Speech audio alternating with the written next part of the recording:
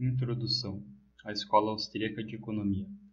A tradição iniciada por Karl Menger com a publicação em 1871 de Princípios de Economia Política é um vasto, fascinante e formidável campo do conhecimento humano, que transcende a economia para abaster-se sistematicamente no âmbito mais abrangente das ciências sociais, nutrir-se continuamente com a discussão filosófica e impregnar-se permanentemente de boa cultura humanista. Não foi por acaso que Hayek afirmou que um economista que só enxerga dentro dos limites estritos da teoria econômica, por mais apurado que sejam seus conhecimentos técnicos, nunca será um economista completo.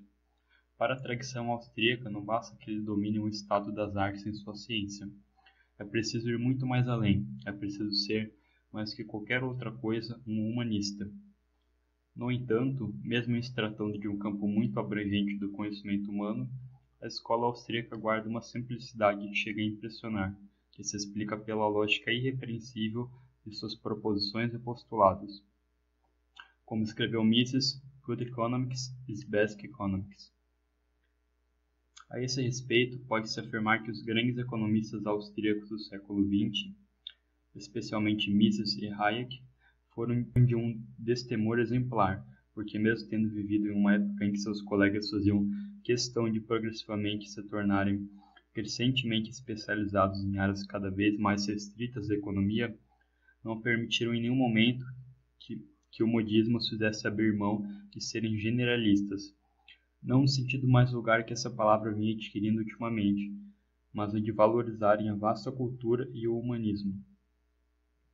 Infelizmente, os economistas desde a segunda metade do século XIX, com o abandono da tradição humanista ao mesmo tempo em que dominavam mais conhecimentos técnicos específicos, foram se tornando cada vez menos cultos, e hoje em dia é lamentável verificarmos que raros são aqueles realmente eruditos, no sentido de dominarem conhecimentos que ultrapassem aqueles contidos nos manuais de microeconomia e de macroeconomia.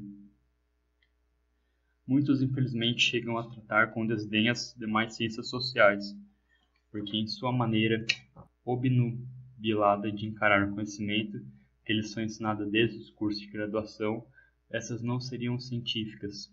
Mas a afirmativa de que a infinidade de ações que caracterizam a economia do mundo real costuma ser muito diferente e muito mais complexa do que a que se encontra nos livros textos deverá se tornar mais clara na medida em que o leitor for avançando nessa introdução, que tem como propósito exatamente relatar todos esses motivos, ou pelo menos os mais importantes, e naturalmente ao longo do livro.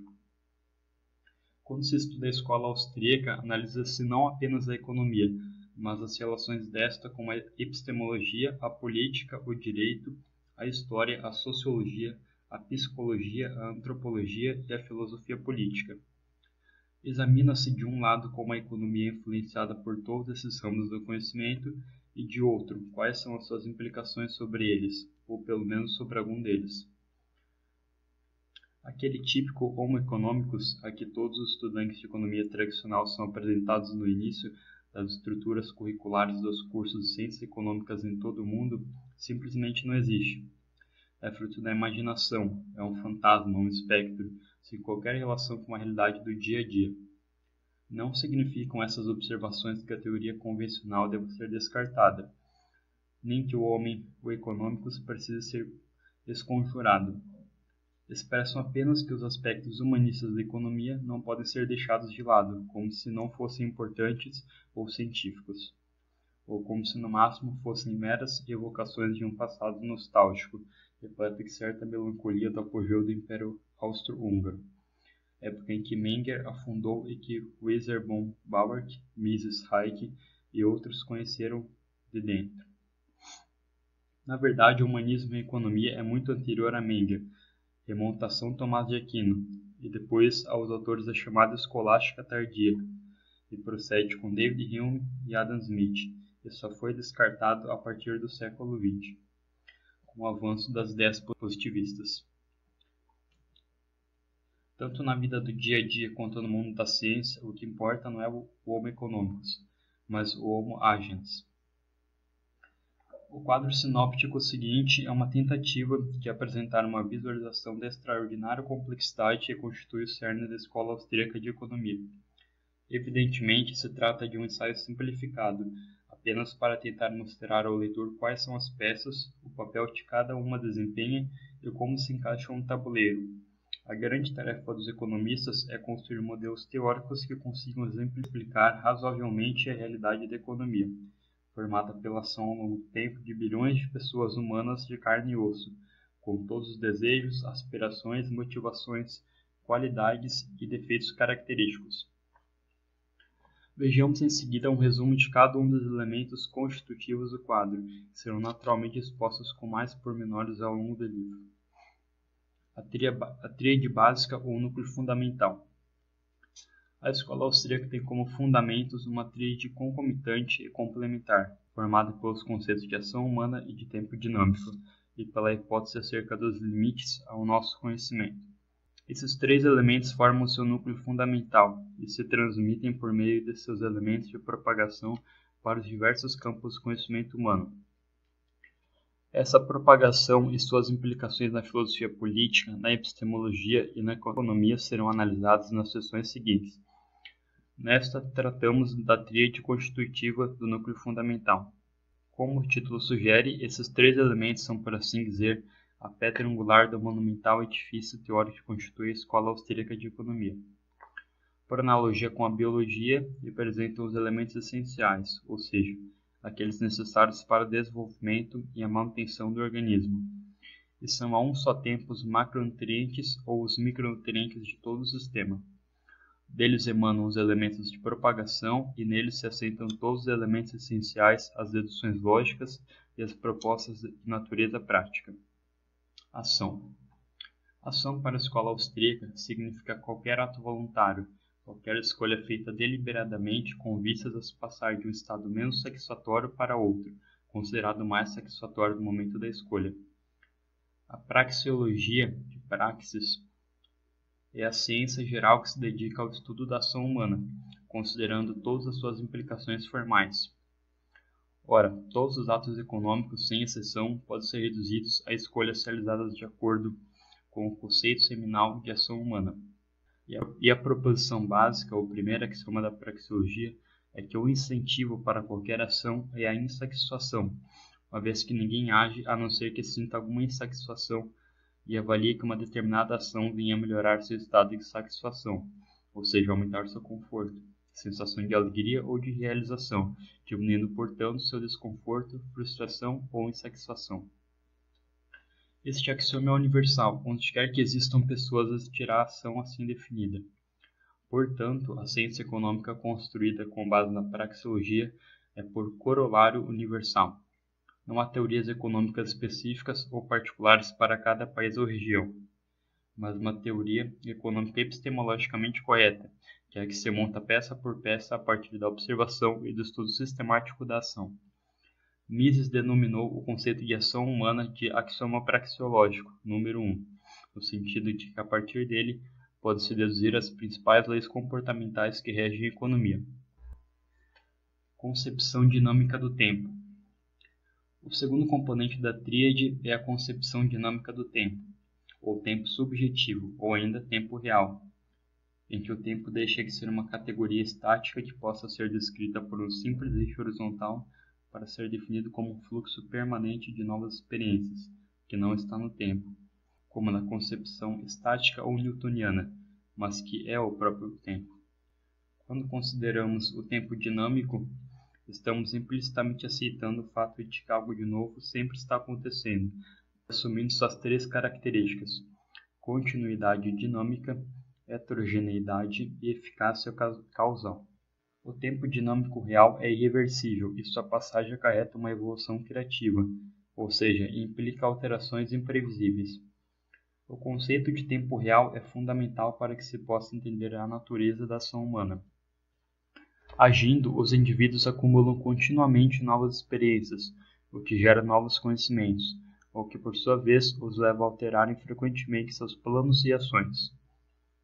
Limitação do conhecimento. O terceiro elemento da tríade básica da Escola Austríaca de Economia é o tratamento epistemológico do fato, indiscutível, de que o conhecimento humano contém sempre componentes de indeterminação e de imprevisibilidade, o que faz com que todas as ações humanas produzam efeitos involuntários que não podem ser calculados a priori. Existem para os austríacos limites inescapáveis à capacidade da mente humana que a impedem de compreender integralmente a complexidade dos fenômenos sociais e econômicos. Os sistemas formais possuem certas regras de funcionamento e de conduta que não podem ser previamente determinadas, como escreveu José Ortega y Gasset. O olho não se vê a si mesmo. Como não é possível quantificar todo o nosso conhecimento, a escola austríaca não analisa os mercados como estados de equilíbrio, mas como processos de descoberta e articulação de conhecimento, que normalmente, na economia do mundo real, permanecem calados, silenciosos, escondidos, espalhados e desarticulados à espera da inteligência humana subjetiva exatamente para despertá-los, exibi-los, organizá-los e articulá-los. Essa é a terceira hipótese nucleica da escola austríaca para diversos estudiosos de epistemologia e a mais importante. No entanto, preferimos considerá-la em pé de igualdade com as duas primeiras, por acreditarmos que assim procedendo fica mais fácil destacar as interações e as interdependências existentes entre as três. Os elementos de propagação. Utilidade marginal. O primeiro elemento de propagação da escola austríaca não é exclusivo dela. Trata-se do conceito ou doutrina da utilidade marginal, que, como se sabe, foi a resposta correta encontrada isoladamente no ano de 1871 por 3 economistas, a denominada questão do valor, que vinha desafiando todos os que se interessaram pela ciência econômica, desde São Tomás de Aquino ainda no século XIII. Cerca de 600 anos depois da Suma, Karl Menger, Leon Aurels e William Stanley Jevons, o primeiro em Viena, o segundo em Lausanne e o terceiro em Londres, perceberam que o valor de um bem ou serviço é determinado por sua utilidade marginal em cada momento do tempo. Isto é, que o valor depende de uma combinação simultânea da utilidade com a escassez. Embora o conceito tenha sido introduzido na teoria econômica pelos três, cada um deles o trabalhou individualmente segundo suas próprias convicções. Karl Menger adotou uma postura subjetivista, enquanto Aurel, precursor da chamada Escola de Equilíbrio Geral, e Marshall, o pai da Escola de Equilíbrio Parcial, dispensaram-lhe tratamento matemático, já que o conceito de unidades marginais ou adicionais de bens e serviços encaixava-se perfeitamente no aparato do cálculo diferencial. Para os austríacos, o princípio da utilidade marginal, a ação, o tempo dinâmico e o subjetivismo são inseparáveis. Subjetivismo. O subjetivismo da escola austríaca não se limita à teoria subjetiva do valor ou à percepção de que as teorias que lidam com o campo humano serão pessoais e, portanto, não sujeitas a testes, mas refere-se a uma pressuposição básica, a de que o conteúdo da mente humana é, portanto, os processos de tomada de decisão que caracterizam nossas escolhas ou ações, não são determinados rigidamente por eventos externos. Assim, o subjetivismo enfatiza a criatividade e a autonomia das escolhas individuais, e por conta disso subordina-se ao individualismo metodológico, a concepção de que os resultados do mercado podem ser explicados em termos dos atos de escolhas individuais. Para os austríacos, a teoria econômica deve considerar prioritariamente o emaranhado de fatores que explicam as escolhas e não limitar-se a simples interações entre variáveis objetivas. O subjetivismo, então, analisa a ação humana levando em conta que essa ação se dá sempre sob condições de incerteza genuína, não mensurável, e também que ela necessariamente acontece ao longo do tempo dinâmico. Quando uma agente escolhe um curso de ação, os resultados de sua escolha vão depender dos cursos de ação executados e a serem potencialmente executados por outros indivíduos, prevalecendo a autonomia nas decisões individuais. Isso quer dizer que o futuro não pode ser conhecido e nem aprendido. Ordens espontâneas. Ordens espontâneas são classes intermediárias de fenômenos que são específicos da ciência da ação humana, ou praxeologia. São, para assim dizer, instituições que se situam entre o instinto e a razão, resultantes da ação humana, mas não da execução de qualquer desígnio humano. Como efeito, para os pensadores da Grécia Antiga existiam dois tipos de fenômenos, correspondentes aos termos, introduzidos pelos sofistas do século V a.C. Physei, que significa por natureza, e Thesei, que significa por decisão deliberada. Para os austríacos, entretanto, essa dicotomia não é condizente com as ciências sociais. No dizer de Hayek, in The Counter-Revolution of Science, Studies on the Abyss of Reason, Coyer Macmillan, New York, London, 1964, página 39, alguma espécie de ordem aparece como resultado da ação individual, mas sem ser intencionada por qualquer indivíduo. Exemplos característicos dessas ordens são o sistema monetário, os mercados, as manifestações culturais e a linguagem. Como salienta o professor português José Manuel Moreira, da Universidade de Aveiro, em sua tese doutoral apresentada na Universidade Pontifícia Camilas, Madrid, publicada em edição à revista e abreviada pela Universidade do Porto em 1994, o contraste é entre uma ordem espontânea ou autogerada ou endógena, e uma ordem construída ou exógena ou artificial, ou mesmo uma organização, quando se trata de uma organização social dirigida. Continua o professor Moreira na mesma página. Hayek, apesar da conotação autoritária que o próprio termo ordem tem, em especial para as pessoas que se negam a admitir uma ordem que não seja deliberadamente criada pelo homem, insiste em manter o termo ordem, ou melhor, ordem espontânea, ou cosmos, para definir o objeto das ciências sociais e que nascem da descoberta da existência de estruturas ordenadas que são resultado da ação de muitos homens, embora não seja o resultado do desígnio humano.